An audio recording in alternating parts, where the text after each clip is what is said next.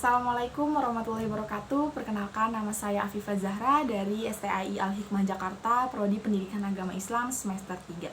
Nah, di video kali ini saya akan menjelaskan tentang pendekatan studi hukum Islam. Yang dimana video ini saya buat itu untuk memenuhi tugas metode studi Islam. Langsung saja. Yang pertama yaitu ada studi hukum Islam berkembang secara dinamis. Perkembangannya ditandai dengan munculnya berbagai pemikiran dan gagasan dalam kerangka pengembangan hukum Islam. Hukum Islam yang kehilangan relevansi dengan kebutuhan masyarakat akan bermetamorfosis sebagai hukum yang memfosil. Nah, terus perspektif studi hukum Islam yang sudah banyak dilakukan yaitu studi hukum Islam interdisipliner sejalan dengan tren keilmuan agama Islam kontemporer. Nah, ada dua argumen utama. Yang pertama, ada studi hukum Islam interdisipliner yang dirintis oleh M. Ato Muzhar, memiliki peranan yang signifikan dalam kerangka kontekstualisasi hukum Islam. Kedua, ada studi hukum Islam interdisipliner. Perspektif M. Ato Muzhar terwujud secara operasional pada studi hukum Islam dengan pendekatan sosiologi dan beberapa pendekatan lainnya. Interdisipliner sebagai pilihan ilmu pengetahuan perkembangan secara dinamis. Hal ini ditandai dengan adanya perkembangan dari aspek teori, metodologi, dan perkembangan substansi dari ilmu. Perkembangan ilmu pengetahuan sesungguhnya tidak hanya berkaitan dengan kebenaran saja, melainkan juga berkaitan dengan relevansi dan kegunaannya bagi masyarakat. Studi Islam memiliki peranan penting dalam kajian ilmiah tentang Islam. Aspek penting yang menandai perkembangan kontemporer studi Islam adalah ikhtiar untuk menjadikan Islam sebagai agama dan sebagai ilmu yang mandiri. Sebagai agama, Islam memang bercorak normatif. Namun sebagai ilmu, studi Islam memberikan peluang untuk memberikan kontribusi bagi perkembangan masyarakat yang sangat dinamis. Fokus studi hukum Islam adalah aspek hukum dari ajaran Islam, baik aspek isi, penjabaran, atau penerapan ajaran. Selain itu, fokusnya juga respon dari lingkungan sosial budaya terhadap penerapan ajaran Islam. Namun demikian, studi hukum Islam juga bisa dilihat sebagai bagian dari studi hukum karena objeknya adalah hukum Islam. Sebagai bagian dari studi Islam atau studi hukum Islam memiliki 3 cangkupan, yaitu isi ajaran Islam tentang hukum, upaya untuk penjabaran dan penerapan hukum itu untuk mengikuti perkembangan zaman dan respon lingkungan sosial dan budaya terhadap penerapan hukum tersebut. Operasionalisasi studi hukum Islam interdisipliner. Studi hukum Islam sesungguhnya sangat dinamis. Ia tidak hanya berkaitan dengan upaya istinbat hukum saja, tetapi juga berkaitan dengan wilayah kajian yang sangat luas. Potensi penelitian dan perkembangan studi hukum Islam sangat terbuka lebar. Nah, pendekatan interdisipliner dalam studi hukum Islam membuka berbagai potensi keilmuan secara lebih luas. Pemilihan menggunakan pendekatan interdisipliner menjadikan hukum Islam tidak sebatas dengan fikih, sebagaimana yang secara umum dipahami oleh masyarakat. Fikih sesungguhnya merupakan bagian hukum Islam karena hukum Islam memiliki cangkupan yang lebih luas. Interdisipliner menjadikan hukum Islam memiliki fungsi lain seperti agen transformasi sosial, kritik sosial, dan penggerak berubah yang positif di masyarakat. Hal ini menunjukkan bahwa hukum Islam seharusnya tidak menutup diri dan merasa cukup dengan dirinya sendiri. Hukum Islam yang dikembangkan dengan pendekatan interdisipliner berarti membuka diri untuk berdialog, berkomunikasi, dan bersinergi dengan ilmu-ilmu lainnya. Nah, di sini ada sejarah. Sejarah itu sejarah tentang pendekatan studi hukum Islam, ya tentunya sesuai judul yang kita bahas hari ini. Nah, di sini kita mengetahui dulu tentang Islam. Yang pertama, Islam telah menjadi kajian yang menarik minat banyak kalangan. Studi keislaman pun semakin berkembang. Islam tidak lagi dipahami hanya dalam pengertian historis dan doktriner, tetapi telah menjadi fenomena yang kompleks.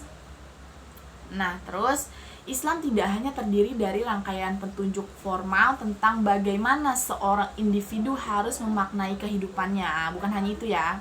Tapi Islam telah menjadi sebuah sistem budaya, peradaban, komunitas politik, ekonomi, dan bagian sah dari perkembangan dunia. Mengkaji dan mendekati Islam tidak lagi mungkin hanya dari satu aspek. Nah, berarti banyak aspek. Karenanya dibutuhkan metode dan pendekatan interdisipliner. Lagi-lagi pendekatan interdisipliner. Lanjut, studi Islam sebagai disiplin ilmu. Munculnya istilah studi Islam yang di dunia barat dikenal dengan istilah Islamic Studies. Dalam dunia Islam dikenal dengan dirosah Islamiyah. Sesungguhnya telah didahului oleh adanya perhatian besar terhadap disiplin ilmu agama yang terjadi pada abad ke-19 di dunia barat.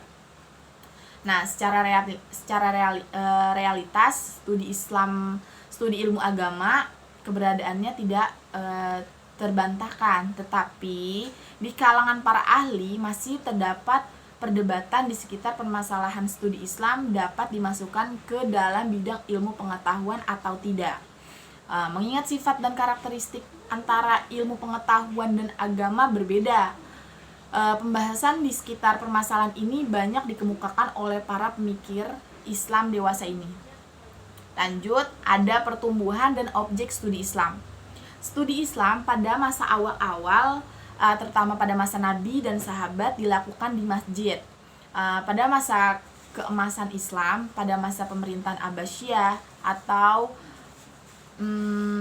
studi Islam dipusatkan di Baghdad, Bait al-Hikmah, sedangkan pada pemerintahan Islam di Spanyol dipusatkan di Universitas Cordova pada pemerintahan Abdurrahman III yang bergelar Al-Dahil.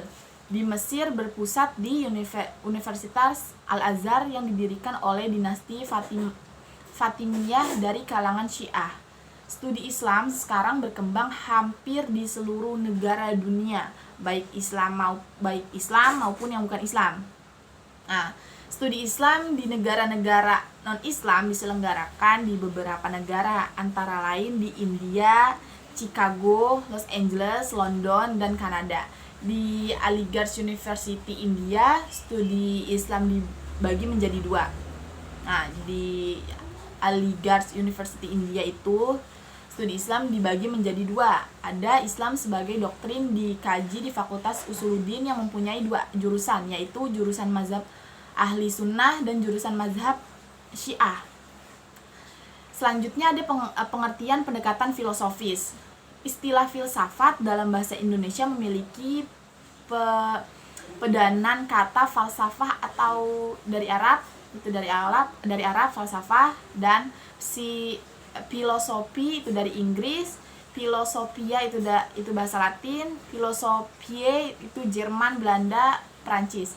Semua istilah itu bersumber pada istilah Yunani filosofia. Istilah Yunani philein berarti mencintai, sedangkan philos berarti teman. Nah, selanjutnya istilah sophos berarti bijaksana, sedangkan sophia berarti kebijaksanaan. Pengertian filsafat secara terminologi sangat beragam, baik dalam ungkapan maupun titik tekannya. Filsafat pada intinya adalah upaya atau usaha untuk menjelaskan inti, hakikat, atau hikmah mengenai sesuatu yang berada di balik objek formanya. Filsafat mencari sesuatu yang mendasar, asas, dan inti yang terdapat di balik yang bersifat lahiriah. Berpikir secara filosofis tersebut selanjutnya dapat digunakan dalam memahami ajaran agama dengan maksud agar hikmah, hakikat, dan inti dari ajaran agama dapat dimengerti dan dipahami secara seksama. Karakteristik prinsipil pendekatan filosofis. John Hick menyatakan bahwa pemikiran filosofis mengenai agama bukan merupakan cabang teologi atau studi-studi keagamaan, melainkan sebagai cabang filsafat. Dengan demikian, filsafat agama merupakan suatu aktivitas, ini digarisbawahi, aktivitas keteraturan kedua atau second order activity yang menggunakan perangkat-perangkat filsafat bagi agama dan pemikiran keagamaan.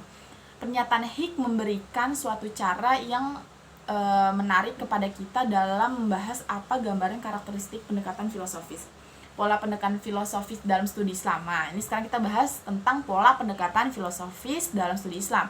Menggunakan pendekatan filosofis dalam kajian Islam dapat dideskripsikan dalam dua pola, yaitu yang pertama ada upaya ilmiah yang dilakukan secara sistematis untuk mengetahui dan memahami serta membahas secara mendalam seluk-beluk atau hal-hal yang berhubungan dengan agama Islam, baik ajaran, sejarah maupun praktek-praktek pelaksanaannya secara nyata dan kehidupan sehari-hari sepanjang sejarahnya dengan menggunakan paradigma dan metodologi disiplin filsafat. Yang kedua ada upaya ilmiah yang dilakukan secara sistematis untuk mengetahui dan memahami serta membahas nilai-nilai filosofis. Nah, selanjutnya kita bahas tentang konsep umum semiotika Umberto Eco. Umberto Eco merupakan filosofer, penulis esai, ahli semiotik, pengkritik karya sastra, dan penulis novel. Karyanya sangat terkenal adalah The Name of the Rose. Eco yang merupakan pendiri Dipartimento di Comunicazione di University of San Marino, Presiden Scuola Superior di Studi Umanisti Universitas of Bologna dan dosen honorer di University of Oxford. Nah, lanjut, ada dua hal yang menggarisbawahi semiotika filosofi Umberto Eco. Pertama adalah proses semiosis yang menjadi landasan dari cara kerja semiotika, sehingga tanpa proses semiotika tidak akan pernah ada. Nah, yang kedua adalah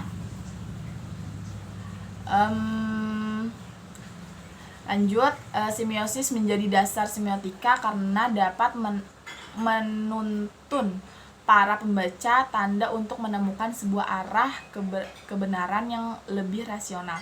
Akan tetapi, kita harus tetap membayangkan bahwa di dalam semiotika kita tidak akan pernah menemukan apa yang dimaksud dengan kebenaran itu sendiri sebagai jalan keluarnya.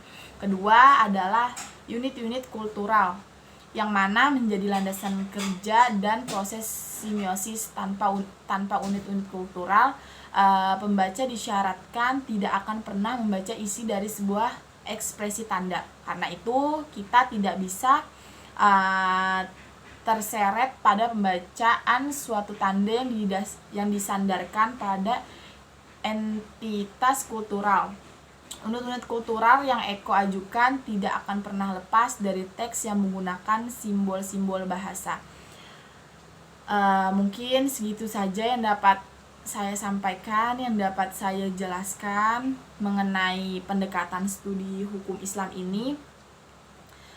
Kurang lebihnya mohon maaf apabila ada bahasa atau ada kata-kata yang kurang jelas atau kurang dipahami, karena manusia itu tempatnya salah dan lupa.